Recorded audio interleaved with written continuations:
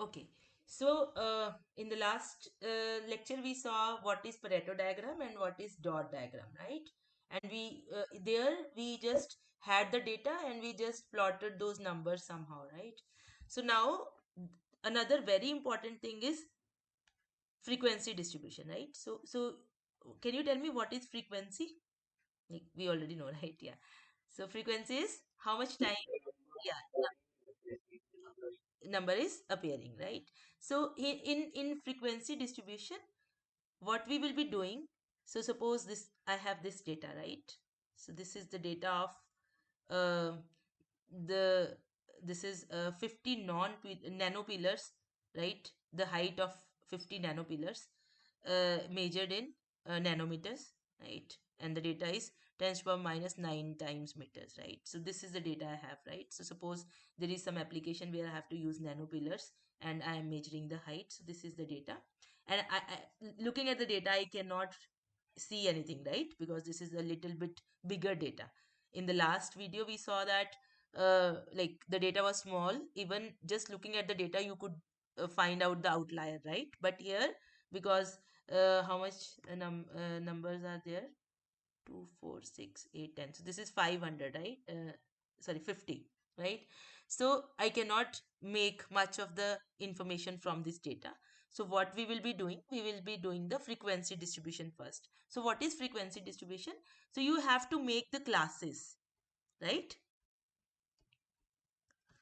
For example, here I see that my least value is 221.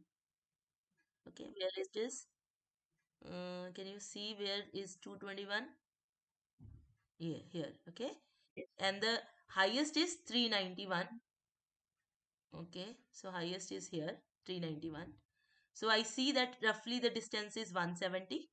Okay, so I can choose, like, it's my choice. So suppose I have chosen 5 classes, right? So what I can do is I will start from 206 to 245, but this is not unique. I can do maybe 222, something like that. Okay, yeah. So this is what I have done, but you are free to do on your own. But I want to keep the same class size. Then 246 to 285, then 286 to 325, and then 326 to 365, and then 366 to 405. Okay, I made these 6 classes. 1 2 3 4 5, sorry, 5 classes, right? But I can go for 6 classes also, right? It depends, right? So the classes, what I have to make sure is classes do not overlap, right? And they accommodate all of the data, and they all have the same weights. So these are the 3 conditions I'm following. Does that make sense? Yeah, they should not overlap. So I cannot have something like this, 206 to 210, and then 209 to 215. I cannot have something like this. Overlapping is not allowed.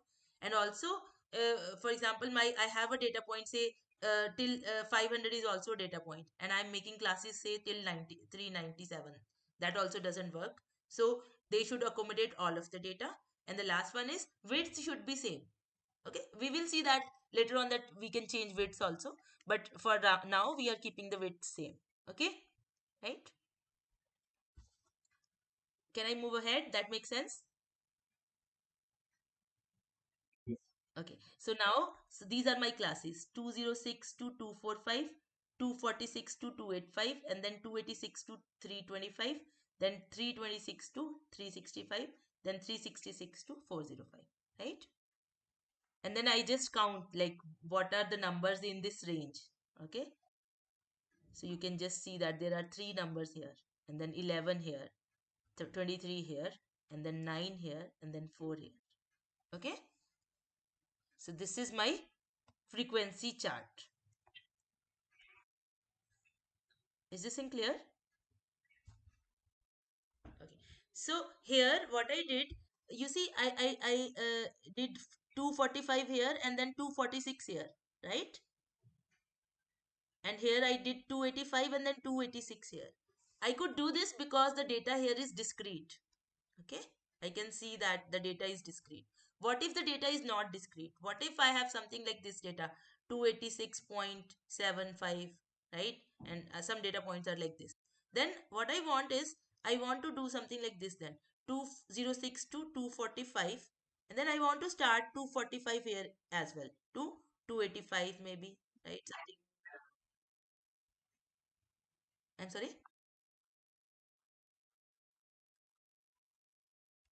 Yeah, that is when we are doing some kind of calculation, but we have to make sure, like, we will say that okay, this, we have to then make sure that one of them is open and one of them is closed. That, for example, 245 I will be including in the first class, not in the second class. Okay, so that convention we have to fix. We will add this 0.5 thing also when we will be calculating something else, mean and all those things. But what I'm saying is, if you have classes like this, suppose 205 to 245, then 245 to 285, then you have an ambiguity, right? Like where 245 should go, right? It can go to this class as well as this class. So what I will be doing, I'll be putting a convention. The convention is that you include the last point, like 205 is excluded from the first class, and then 245 is included here. And for the second class, 245 is excluded, and then uh, this for 285 is included, and so on. Does that make sense? Okay, so that convention we have to fix. You can fix otherwise also, but we have to do something like this. Okay, so for example, the same thing if I do, I think it will not change. For this particular data, it will not change even if I make my classes like this. Okay, there is no ambiguity point, so it is the same frequency distribution. Then I have to write my classes like this. It makes sure that 245 is included here in the first class, 285 is included in the second class, and so on. Okay, so we have class boundaries. What are class boundaries? The endpoints of the intervals. For example, the class boundaries are 205 to 245, and then 245 and 285 for the second class, 285 and 325 for the third class, 325 and 365 for the fourth class, and so on. Okay, so this is class boundary. And what is class mark? The midpoint of the class. For example, here what will be the midpoint of this class? 205 plus 245 by 2. Whatever is this is your midpoint. Okay, so class mark is the midpoint of each class, right? And then class interval is basically the difference between, like, because we are keeping the same width, so whatever is the difference, 245 minus 205, 20. So that is the difference. So that is your class interval. That makes sense?